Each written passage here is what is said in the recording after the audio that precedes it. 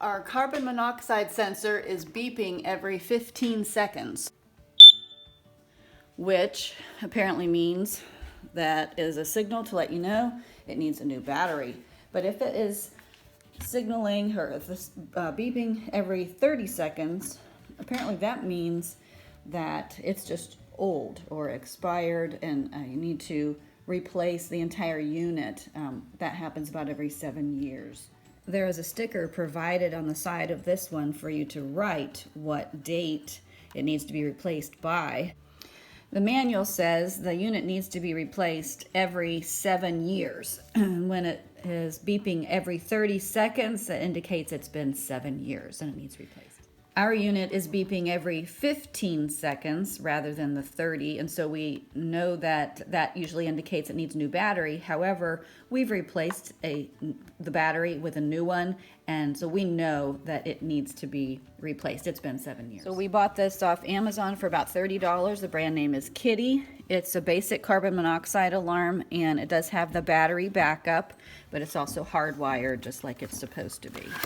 Since this is the identical model to the one we already have, it will plug in very easily. This unit comes with a battery already in it, and you remove this to activate it. But if you are just needing to replace the battery in a model that you already have mounted on your ceiling, then you just open this up, and as you place the battery in, you need to be sure this spring-loaded tab is down inside as you're lowering the battery in, and then it just snaps back closed. So we're going to pull this tab to activate the battery.